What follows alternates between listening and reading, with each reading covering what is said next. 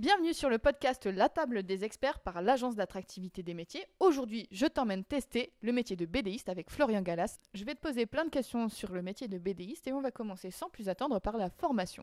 Est-ce que tu peux m'expliquer quelle est la formation pour devenir BDiste ? Il y a des formations. Maintenant, beaucoup d'auteurs dont je fais partie n'en ont pas forcément suivi une.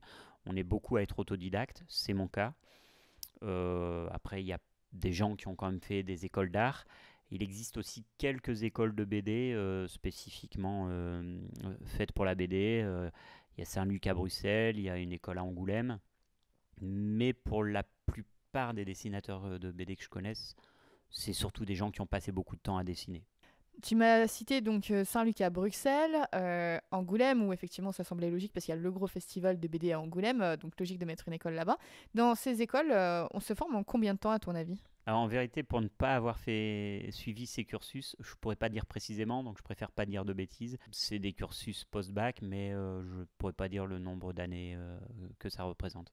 Est-ce que tu as une idée du prix que ça peut coûter les études dans les écoles que tu m'as citées ? Donc on a parlé de Saint-Luc à Bruxelles et de Angoulême. Pour Saint-Luc à Bruxelles, je ne sais pas, je pense que ça doit être plus raisonnable, mais pour Angoulême, je pense qu'il faut compter un bon 6 000 € l'année.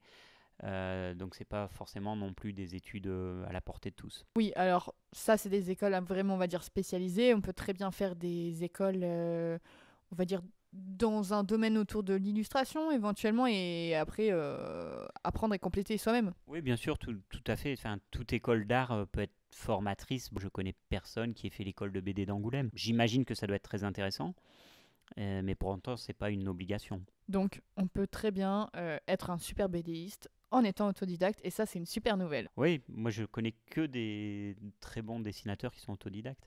Est-ce qu'il y a un diplôme pour le métier de BDiste ? Bah, j'imagine qu'en faisant les écoles dont on vient de parler, on va avoir bien sûr un diplôme.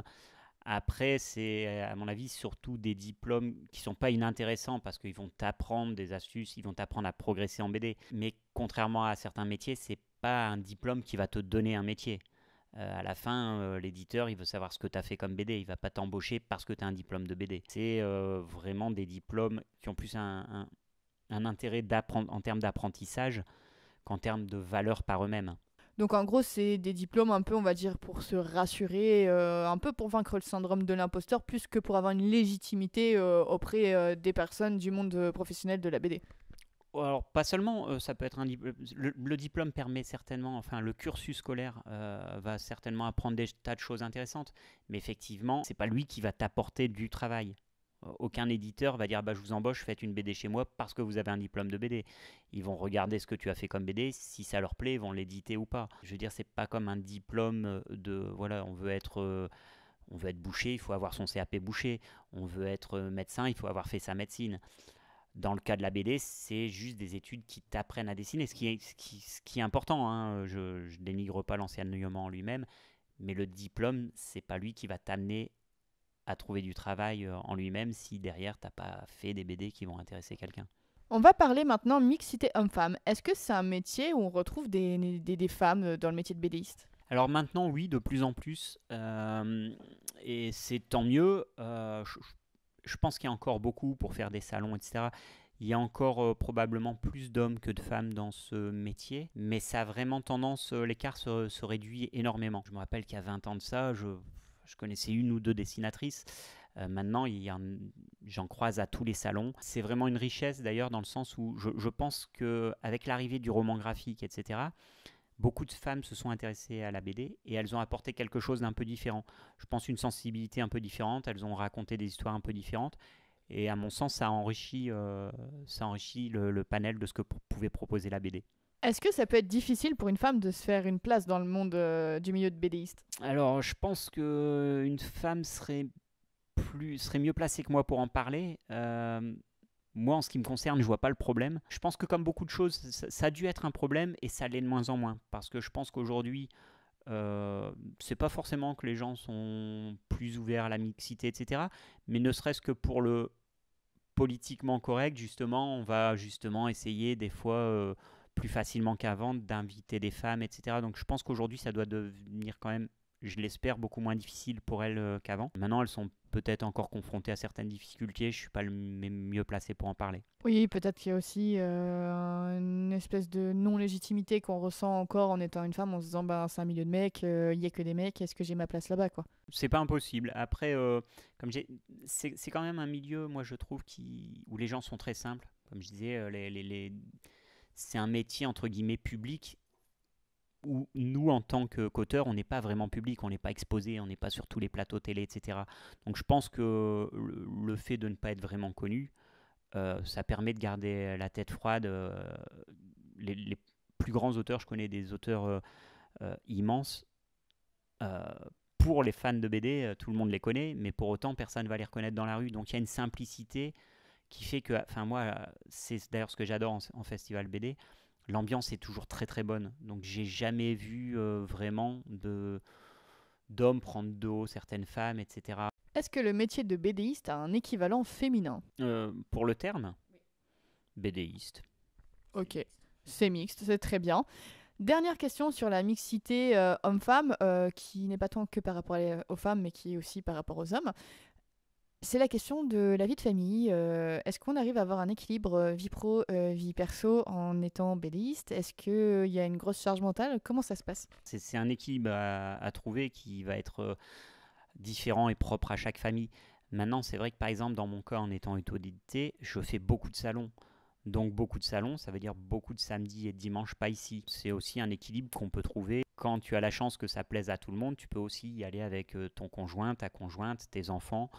Et en général, c'est l'occasion aussi de découvrir des régions. Quand j'accepte certains salons un peu plus lointains, on en profite en même temps pour faire un peu de tourisme, ça peut être sympa. J'ai des collègues qui viennent des fois avec leurs compagnes, d'autres non, et puis qui regrettent du coup de ne pas voir assez leur famille. Ça peut être compliqué, mais c'est, je dirais, un problème qui peut être différent et propre à chaque famille. Est-ce que BDiste, c'est un métier qui s'exerce exclusivement en indépendant ou est-ce qu'on peut être salarié en tant que BDiste? Salariés, non, pas vraiment. Même pour les éditeurs, les auteurs pardon, qui sont dans des maisons d'édition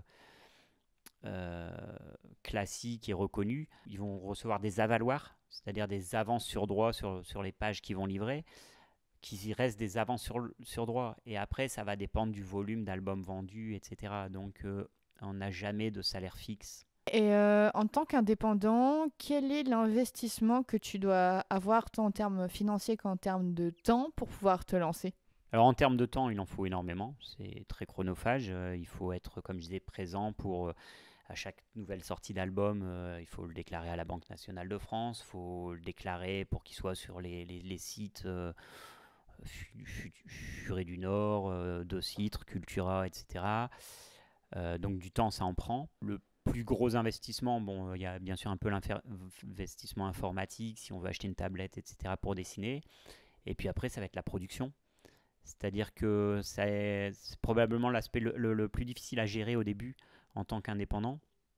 C'est le prix de production des BD.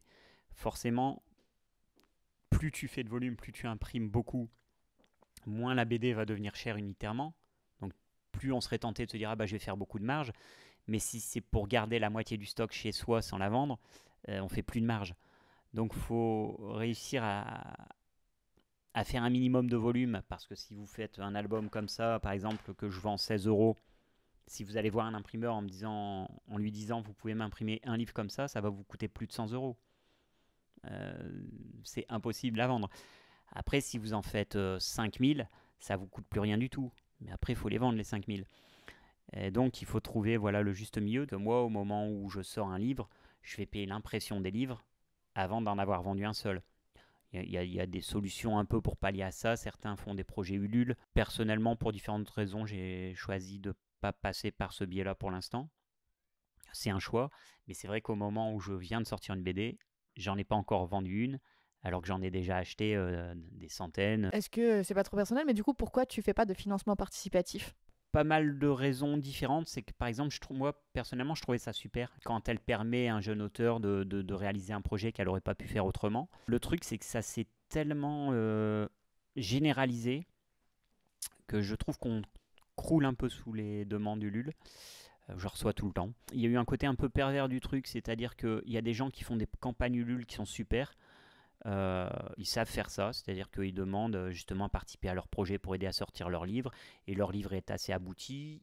Il va donc sortir prochainement. Certaines personnes lancent un projet Ulule, ils n'ont pas encore fait une page, donc tu dois mettre de l'argent dans leur projet. La BD, tu l'as des fois 2 ans après, voire 3 ans. Dans certains cas, c'est arrivé que la BD sorte jamais. Et après, il y a aussi le fait que même des gros, maintenant des éditeurs qui ont pignon sur rue, lancent parfois un projet Ulule. Ce qui fait que ça a dénaturé un peu l'esprit de départ, je trouve. Moi, voilà, je peux me permettre, sans rouler sur l'or, j'estime que quand je sors une BD, je me dis que les bénéfices des BD d'avant me permettent d'avancer la nouvelle. C'est un système sur lequel je crache pas, mais sans que je ne suis pas obligé de passer par là, je préfère. Oui, et puis c'est assez surprenant que des grosses maisons d'édition passent par ça, puisqu'effectivement, ils ont le budget. Une campagne de financement participatif, c'est très chronophage aussi. Enfin, c'est un marathon de 45 jours, c'est beaucoup de communication, et c'est un stress énorme également, en fait. Oui, c'est un stress énorme. Il y a le fait après, bon, quand la campagne est finie, si on se retrouve avec par exemple 200 contributeurs, bah voilà, en BD, c'est quand même, ça veut dire faire 200 dédicaces, 200 envois. Voilà, c'est pas comme sur du roman où en plus on fait une dédicace en 1 minute parce qu'on va juste écrire un mot, c'est un dessin à chaque fois. Et ouais, c'est un gros stress aussi. J'avoue que c'est peut-être aussi une des raisons. Voilà, enfin, pour plusieurs raisons, je comprends tout à fait qu'on passe par ces plateformes-là. Moi, pour l'instant, j'ai fait le choix de faire sans. À tort ou à raison, je sais pas, mais c'est un choix qui est personnel. Très grande majorité des auteurs indépendants font des campagnes Ulule. Ok, et donc dans les frais, pour en revenir à la question initiale, tu m'as parlé de la tablette pour dessiner. Ça coûte à peu près combien d'investir dans une tablette? Tout dépend de ce qu'on va acheter comme tablette.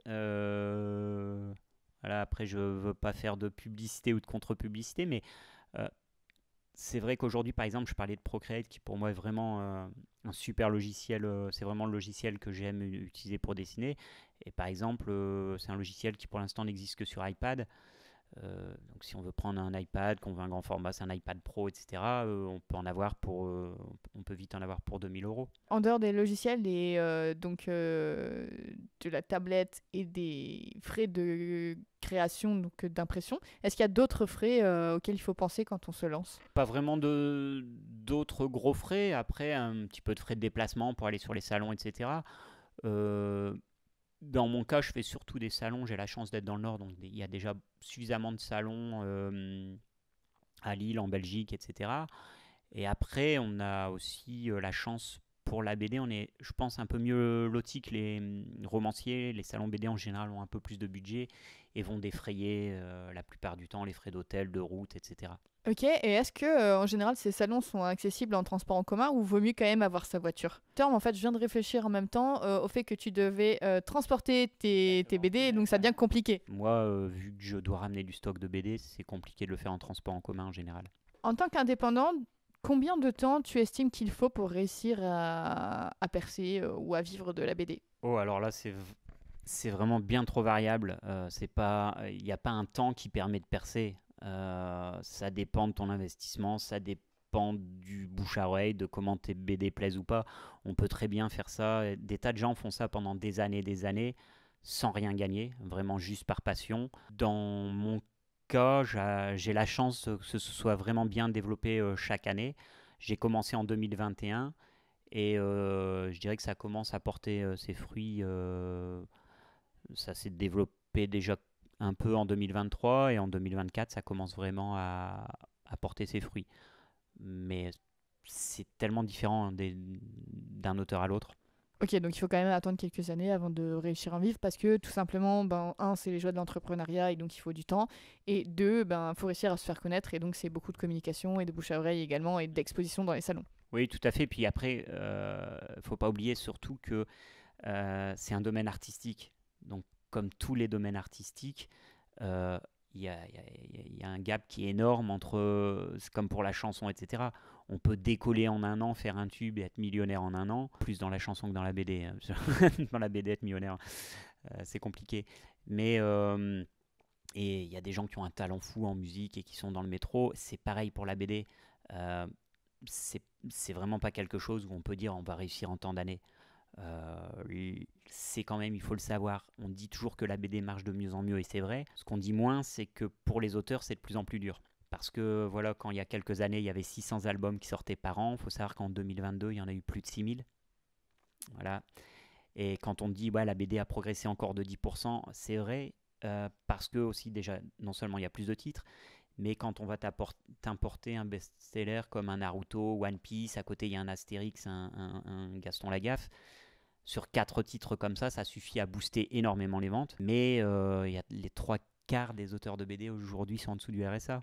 Effectivement, alors c'est pas que ça vend pas du rêve, mais il faut aussi avoir du coup de la trésorerie, je pense, si on veut se lancer, ou avoir éventuellement un job alimentaire à côté. C'est le cas de la plupart des auteurs aujourd'hui, oui. Alors, on va parler de la différence entre junior et senior, c'est-à-dire junior, petit jeune se lançant dans la profession, et senior, personne expérimentée de beaucoup d'années dans la profession. Est-ce que c'est dur pour un junior de se lancer, de se faire une place dans le milieu? Très dur pour les raisons que je viens de donner, parce qu'il y a beaucoup plus de titres maintenant, il y a énormément de choses qui sortent, donc c'est plus difficile. Après, il y a effectivement le pouvoir d'achat, voilà, on en parle toujours. J'ai l'impression que j'entends parler de ça depuis que je suis petit, la crise, mais je la ressens seulement vraiment depuis peu. J'aurais plein d'anecdotes là-dessus, mais je pense qu'effectivement, il y a des tas de postes qui ont énormément augmenté, comme l'essence, le logement, la nourriture, qui sont des charges dont on ne peut pas se passer. On est obligé de continuer à se nourrir, on est obligé de continuer à se loger. Donc la première chose qui prend, c'est le loisir. Ça va être le cinéma, la lecture. Euh, donc oui, c'est beaucoup plus difficile aujourd'hui et tous mes potes seniors me le confirment. Encore récemment, je rencontrais un collègue qui est dessinateur de BD depuis très longtemps. Et il me disait, moi, avant, quand je faisais un salon, si je vendais pas au moins 30 livres sur la journée, j'étais en colère, j'avais l'impression d'avoir perdu mon temps.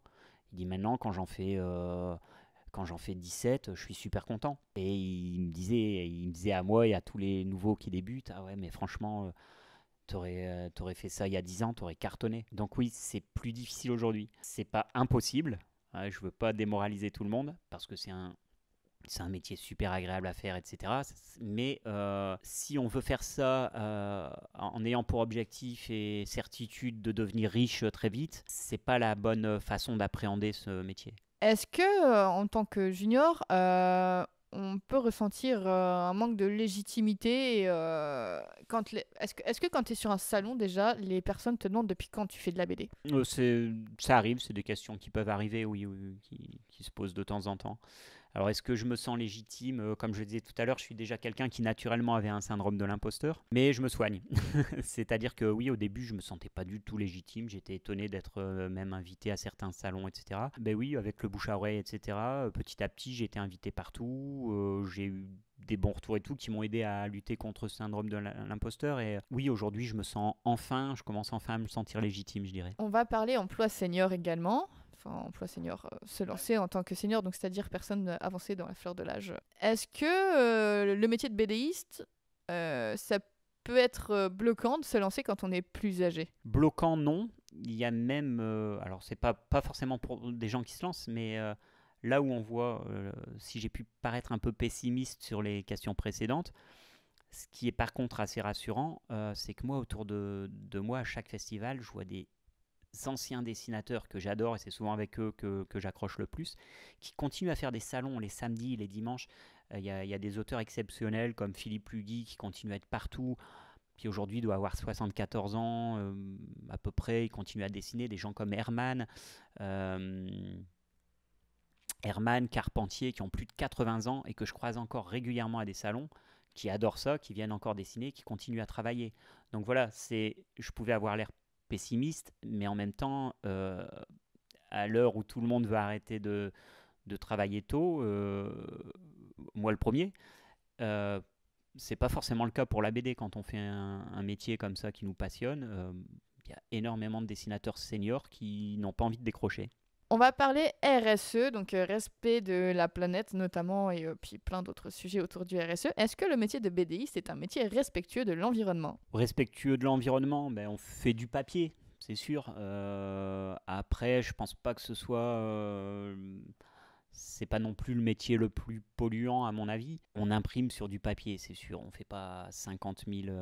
Si, après, ouais, voilà, ceux qui font les plus gros best-sellers, on va dire, sont les plus gros pollueurs, forcément. Mais voilà, je travaille aussi à côté dans le textile. C'est une industrie autrement plus polluante que l'industrie de la BD. Oui, et puis on peut aussi éventuellement peut-être utiliser du papier recyclé pour les impressions. Est-ce que tu as certains imprimeurs qui te proposent de faire avec du papier recyclé, par exemple? Alors, rarement, parce que, pour être honnête, moi, par exemple, je choisis le papier en fonction de ce que je veux faire comme type de BD. Pour Guy Lalouse, comme c'est une BD, par exemple, noir et blanc, j'aimais bien le papier mat, euh, parce qu'il n'y a pas de brillance, etc. C'est plus agréable à lire. Pour Waf le chien, où je voulais un côté très cartoon, j'ai tenu un papier satiné parce qu'on a des couleurs beaucoup plus flashy. Donc quand on fait quand même de l'art, on veut avant tout quand même que le produit soit beau et fidèle à ce qu'on a voulu, à ce qu'on veut rendre. Et j'avoue que moi-même, je trouve que l'environnement, c'est quelque chose de super important.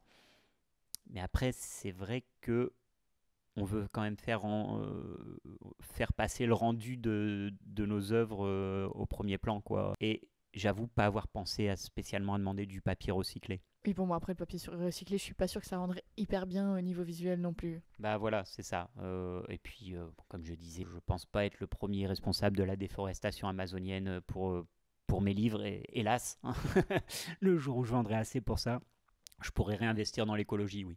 Il y a peut-être aussi des imprimeurs qui vont utiliser justement des forêts ou quand tu vas couper des arbres, ils vont en replanter pour pouvoir avoir une gestion durable de leur parc. Oui, très certainement. Après, je ne suis pas dans la gestion et les petits papiers de chaque imprimeur, mais on sait qu'aujourd'hui, j'ai des amis qui travaillent dans des corps de métiers complètement différents et c'est quand même quelque chose qui commence à toucher toutes les entreprises, quel que soit le secteur. Toutes les entreprises aujourd'hui, qu'elles le veuillent ou non d'ailleurs, sont obligées de se responsabiliser un peu au niveau du RSE. C'est quelque chose qui heureusement commence à toucher tout le monde. Est-ce que le métier de BDiste est respectueux du bien-être animal? Alors moi par exemple j'ai dessiné parfois un chat se faire taper, mais j'ai jamais essayé de frapper mon chat pour avoir un modèle, donc je pense pas torturer les animaux si ce n'est en dessin. Bon, bah ça va, alors c'est donc respectueux du bien-être animal. Et qu'en est-il du bien-être des collaborateurs ou des personnes qui exercent ce métier? Est-ce qu'on fait attention à soi dans ce métier? En ce qui me concerne, je dirais pas vraiment. J'ai la chance de réussir à vivre avec peu de sommeil. Mais c'est vrai que par exemple, bah, pendant longtemps, quand on est obligé, quand on fait de la BD, etc., au début qu'on travaille à côté, qu'on a une vie de famille bien remplie, bah, le seul moment où j'avais le temps de dessiner, c'était la nuit par exemple. Donc voilà, je faisais pas trop attention au niveau sommeil. Ça peut être un métier difficile nerveusement, d'un point de vue fatigue, comme les emplois de bureau où on sous-estime un peu. Mais à côté, c'est pas un emploi qui est difficile physiquement ou sur lequel on risque de se blesser beaucoup. Et quand tu fais des salons, du coup, tu dois ramener une certaine quantité de livres, de BD à vendre. Est-ce que du coup, tu fais attention à comment tu portes pour ne pas te blesser, par exemple? Alors je devrais, en théorie oui, en pratique non, parce que par exemple, bah, des fois tu arrives, tu es un peu à la bourre ou tu n'es pas forcément garé juste à côté, et puis moins tu en prends, plus tu fais d'aller-retour, et donc plus ça va te prendre de temps, donc non, je fais pas très attention à ça, mais c'est un tort. On va parler de l'intelligence artificielle, puisque ça fait partie du sujet, hein. Est-ce que l'intelligence artificielle a un impact sur ton métier? Pour la BD elle-même, on a la chance d'être encore un peu préservé, je dis bien pour l'instant, parce que c'est quand même des technologies qui sont toutes nouvelles et on a déjà vu apparaître les premières BD entièrement en intelligence artificielle, ça existe, mais ça reste un peu quand même compliqué pour la BD parce qu'il y a toute une mise en scène, des tas de cases.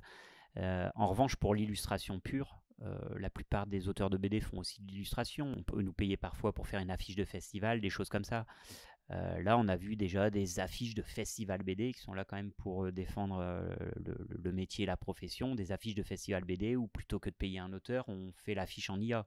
Pour les illustrateurs, ça devient quand même, ça va devenir très compliqué cette histoire d'intelligence artificielle. Oui, c'est sûr. Bon, après, on est bien content que l'intelligence artificielle soit pas très efficace et qu'elle nous mette une troisième main en plus sur les personnages, qu'elle ne sache pas faire une femme qui demande en mariage un homme, mais que ça soit systématiquement un homme, parce que c'est comme ça dans les mœurs, c'est que l'intelligence artificielle veut pas changer les choses. Donc, on a quand même petit délai avant qu'on se fasse bouffer par l'intelligence artificielle quand même. Un petit délai, oui, mais jusqu'à quand? Quand on voit, c'est comme je le disais, une technologie toute nouvelle qui a quand même progressé à une vitesse hallucinante. Ça n'a pas fini de progresser forcément. Oui, après, je pense qu'il y aura sûrement à un moment donné une réglementation qui va apparaître. Je pense par exemple, les drones, quand c'est apparu, il a fallu quelques années avant qu'il y ait une réglementation et maintenant c'est ultra serré, ultra réglementé. Donc sûrement que pour l'intelligence artificielle, on aura aussi quelques protections qui vont arriver. Il faut juste le temps de légiférer. Oui, tout à fait. Et pour moi, c'est d'ailleurs le seul combat qu'on puisse mener, parce qu'il y a des gens qui prônent l'interdiction de l'intelligence artificielle, etc. Objectivement, on n'y arrivera pas, on n'arrivera pas à revenir en arrière. Par contre, c'est vrai qu'on peut légiférer pour savoir aussi comment redistribuer les droits aux auteurs, etc. Parce que on parle aussi un peu à tort, je trouve, d'intelligence artificielle.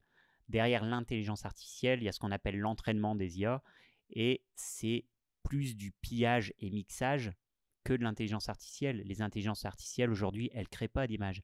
Elles vont piquer dans toutes vos images. D'ailleurs, Adobe a changé ses conditions générales il y a juste 2-3 jours de ça et ça fait un tollé.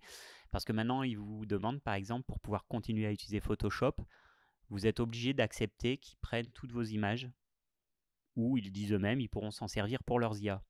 Donc avec des clauses comme ça, etc., pour l'instant, effectivement, il faut légiférer pour se protéger, mais il y a du boulot. Ouais, bon, après, c'est des logiciels qui ne sont pas français et on devra peut-être choisir plutôt des logiciels français ou européens pour avoir plus de protection, un petit peu comme on a avec le RGPD.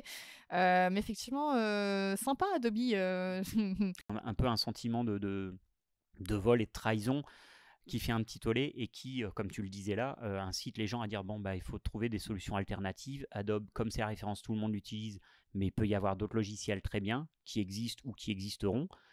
Et moi, je pense qu'en allant trop loin comme ça, ouais, ils peuvent avoir du souci à se faire parce que là, pour le coup, pour moi, ça va un peu loin. On va parler accessibilité et handicap maintenant. Donc, je vais te citer différents types de handicap. L'objectif, c'est que tu me dises si le métier est possible, impossible ou possible avec des adaptations et si oui, lesquelles. Si je te dis le classique handicap moteur, est-ce que c'est possible d'être BDiste? Alors, c'est possible. Après, tout dépend du degré de handicap. On parlait de l'IA, on se plaignait de l'IA, mais quelqu'un qui serait par exemple handicapé, y compris au niveau des bras, c'est compliqué pour dessiner. Pourquoi pas travailler avec une IA? Pour le coup, là, ça pourrait être vraiment un plus qu'apporterait l'IA quand même. On ne va pas reprocher à quelqu'un qui n'a pas l'usage de ses bras de se servir de l'IA pour créer. Mais c'est sûr que c'est quand même pas ce qu'il y a de plus facile. Le handicap moteur, tant qu'il est que au niveau des jambes, ça par contre, c'est pas un problème. D'ailleurs, j'ai rencontré il n'y a pas longtemps sur un festival de Dieppe un auteur qui était en fauteuil. Oui, et je pense qu'on peut aussi, tu parlais tout à l'heure du fait que ton métier, toi, tu fais plusieurs métiers en un. Ben, ça peut être aussi se cantonner à la partie scénarisation, par exemple, création d'idées, imagination, et travailler avec quelqu'un qui va être justement un peu tes mains, donc ton illustrateur et la personne qui va mettre en œuvre, enfin vraiment donner vie à la BD, quoi. Oui, bien sûr. Dans le cas où on s'oriente vers une profession de scénariste, le handicap moteur n'est plus du tout un problème. Il y a des outils pour ça, effectivement. On peut dicter son scénario à son ordinateur, à son téléphone, tout est possible. Si je te dis trouble du spectre autistique, est-ce que c'est possible, impossible ou possible avec des adaptations? Si oui, lesquelles? Alors c'est possible, c'est tout à fait possible. C'est même drôle que tu me poses cette question parce que je parlais tout à l'heure d'Olivier Ledroit qui avait fondé une association sur l'autisme. Donc là, c'est des petits livres illustrés sur l'autisme que j'ai choisi de faire accessibles dès le plus jeune âge parce que je trouvais qu'il y avait des tas de choses très sérieuses de fait sur l'autisme sur lesquelles j'aurais rien eu à apporter et qui allaient intéresser à la limite les professionnels de l'autisme. Moi, je voulais que ça puisse parler à tout le monde. J'ai choisi de reverser une partie des bénéfices de ces livres à des associations d'autisme. Une des associations avec laquelle j'ai participé, c'est celle d'Olivier Ledroit. Son association à lui, c'est justement de promouvoir des artistes autistes. Et à son expo d'Angoulême de janvier 2024, donc qui est récente, son association était toute nouvellement créée et il a fait un concours de BD auquel ne pouvaient participer que des autistes. Donc des autistes Asperger essentiellement qui ont participé, mais il y a eu une remise de prix avec un premier, un deuxième, un troisième prix. Ils ont fait un travail incroyable, quoi. Il y a des choses super belles. Donc, a priori, le métier en tant que tel de BDiste, il n'y a pas de choses qui pourraient être bloquantes pour quelqu'un atteint du trouble du syndrome du spectre autistique. Voilà, après, il y a autant d'autisme que d'autistes. Euh, une fois encore, il faut voir ce qu'on veut faire, est-ce qu'on veut dessiner, scénariser, etc. Et quelle est la nature exacte du trouble du spectre autistique qui te touche. Mais en tout cas, on ne peut pas mettre une fin de non-recevoir au fait d'être autiste, donc tu ne peux pas faire de BD. Non, c'est pas aussi simple que ça, mais ça dépend, une fois encore. Voilà, là, en l'occurrence, ce concours, c'était que des autistes Asperger. Pour un autiste non-verbal, comme c'est le cas de mon fils, je le verrais mal faire de la BD, effectivement, ça serait compliqué pour lui. Si je te dis trouble 10, donc tout ce qui est dyslexie, dyspraxie, dyscalculie, est-ce que c'est gênant pour être bédéiste? Ça ne peut pas être, à mon avis, un critère complètement bloquant. Ça peut poser forcément un peu plus de difficultés, mais quelqu'un qui est dyslexique, par exemple, il va avoir les outils informatiques, etc., pour pouvoir l'aider à surmonter son trouble 10. Quelqu'un qui est dysprasique, c'est pas bloquant, tout ça, c'est possible pour moi. Oui, puis si on a des soucis d'écriture, on peut très bien utiliser des correcteurs automatiques ou faire relire par un correcteur tout simplement. Exactement, même moi qui n'ai pas, à ma connaissance, de trouble 10, je fais relire régulièrement par mon entourage tout ce que je fais, parce qu'on n'est pas à l'abri, même en étant assez bon en orthographe, etc., d'oublier de laisser passer une coquille. Moi, ça m'arrive tout le temps. Oui, et puis à force d'avoir le nez dans le guidon, ou tout du Exactement. moins au milieu des crayons, on les voit plus les erreurs de toute façon. Et quand on relit forcément en diagonale. On sait ce qu'on a voulu dire, on le sait tellement que du coup, on sait ce qu'on a voulu dire, on regarde pas ce qu'on a dit réellement. Et oui, couramment, mon entourage m'a pointé des choses qui étaient pourtant évidentes et que j'avais pas vues. Donc c'est important de faire relire autour de soi, qu'on ait des troubles 10 ou non. Si je te dis trouble auditif, est-ce que c'est possible d'être bédéiste? Oui, bien sûr. BDiste, c'est quand même, comme je disais, essentiellement un métier que tu fais de chez toi. T'as pas besoin d'avoir une ouïe exceptionnelle pour dessiner ou pour écrire des scénarios. Les festivals BD, là, tu vas rencontrer des gens, mais bon, il y a des appareillages pour ça. Et puis, les salons de BD, c'est quelque chose que j'aime bien faire et qui est important, mais une fois encore, c'est pas non plus le métier. Il y a des tas d'auteurs de BD qui font aucun salon. Si je te dis trouble visuel, est-ce qu'on peut être bédéiste en ayant des troubles visuels? Scénariste, oui. Je connais par exemple quelqu'un qui est coloriste et qui est daltonien. Donc voilà, une fois encore, en faisant relire, des fois, en discutant avec son entourage, il peut se rendre compte qu'il a fait une bévue. Ça reste forcément plus compliqué. Impossible, non, mais c'est forcément plus compliqué.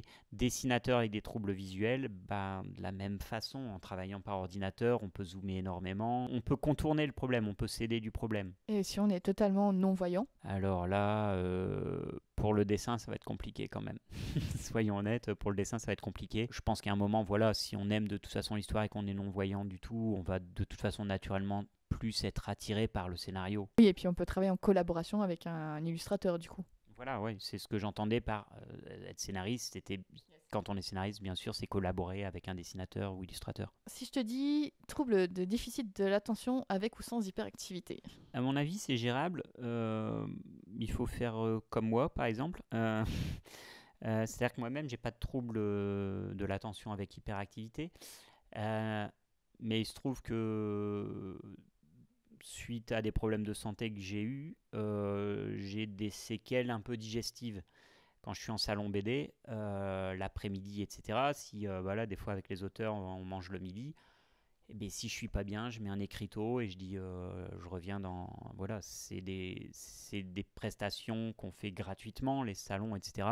Les gens peuvent comprendre que, si t'es pas bien, tu mets un petit truc, reviens dans 10 minutes. Donc, quelqu'un qui fait de l'hyperactivité, il peut très bien arrêter de temps en temps dans ces cas-là. Et après, dans la création, une fois encore, comme t'es seul maître à bord, et il arrête et il dessine à son rythme quand il veut et il peut gérer ça lui-même. On va parler hypersensibilité. Est-ce que c'est compatible l'hypersensibilité et le fait d'être bédéiste? Tout est compatible, mais tout peut aussi être une difficulté supplémentaire. Évidemment que ça peut être une difficulté pour ne pas la connaître personnellement, mais oui, voilà, je connais des gens qui, à mon sens, sont hypersensibles et qui font de la BD, donc c'est possible, comme pour tout. Hypersensibilité, je pense aussi au salon, du coup, réussir à gérer parfois, je suppose, certaines personnes peut-être un peu pas délicates ou pas forcément agréables sur le salon? Est-ce que ça peut arriver? Est-ce que ça peut être gênant? Oui, ça peut arriver dans les salons. Il y a beaucoup le phénomène, par exemple, ce qu'on appelle les chasseurs de dédicaces. Il y a des gens qui se disent fans de BD, qui veulent avoir comme pour le cinéma, ils veulent avoir des autographes de stars. Donc il y a certaines personnes qui veulent juste des signatures de grands noms et qui vont même pas regarder les autres BD. J'ai même une collègue qui a fait une de ses BD là-dessus, ou dans ses BD, c'est très bien fait, c'est fait avec beaucoup d'humour, mais où elle se moque gentiment de son propre public, mais voilà, c'est une BD d'humour qui se passe que dans ces festivals BD, où elle montre tous les gens comme ça, qui des fois avec de l'autodérision aussi, qui vont la snober, ou... Donc, par exemple, elle en rigole, mais oui, avec de l'hypersensibilité, on peut être plus ou moins blessé de ce genre de comportement, j'imagine. Alors pour terminer, on va parler des hyperesthésies, parce que hyperesthésie, c'est donc les 5 sens vachement plus développés, qui peuvent être juste un peu plus développés ou qui peuvent carrément être ultra handicapants. C'est quelque chose qu'on retrouve déjà aussi chez les personnes atteintes du trouble du syndrome autistique, mais également chez les HPI, donc haut potentiel intellectuel, qui n'est officiellement pas considéré comme un handicap, mais on n'a quand même pas les codes pour se comporter correctement en société. Ça peut parfois être compliqué. Est-ce que quand on a des hyperesthésies, ça peut être gênant dans ton métier? Ça peut être gênant, ouais, certainement. Je pense par exemple à Louis. Par exemple, il y a un festival que j'aime bien faire tous les ans qui est un festival rock et BD, donc où je suis toujours juste à côté du groupe qui joue, c'est du métal, etc. Donc sans hyperesthésie, c'est pas toujours facile, mais c'est agréable, moi ça me plaît. Après, oui, on a une hyperesthésie au bruit et qu'il y a des festivals très bruyants, ça peut être compliqué. Alors, soit on ne fait pas ces festivals, tout simplement, une fois encore, ce n'est pas une obligation. Des tas d'auteurs qui vivent en faisant 0 festival et à qui ça va. Moi, j'aime bien rencontrer les gens, mais soit on fait des festivals plus calmes.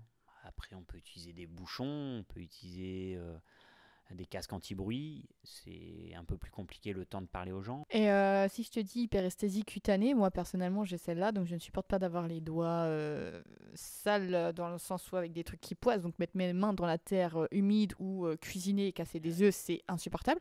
Est-ce que ça peut être gênant quand on crée de la BD? Alors, très honnêtement, je suis pas le mieux placé pour en parler, parce qu'on a des touchés particulièrement désagréables pour la BD. Pas que je sache, mais il faudrait que j'ai moi-même ce souci pour pouvoir vraiment donner un avis intéressant là-dessus. Alors moi qui l'ai, j'ai survécu sans problème au test. J'adore le toucher du papier, donc voilà, c'est quelque chose, c'est sec, il n'y a pas de matière qui poisse, et puis même la sensation du crayon qui écrit sur le papier, c'est vraiment pas désagréable. Donc je pense qu'effectivement c'est pas gênant de ce côté-là. Tu me rassures alors. Merci en même temps. J'ai appris encore quelque chose. Eh bien écoute, c'est avec plaisir. Merci à toi d'avoir partagé sur ton métier de BDiste. On se dit à bientôt dans les prochaines vidéos, puisque donc on a la première vidéo.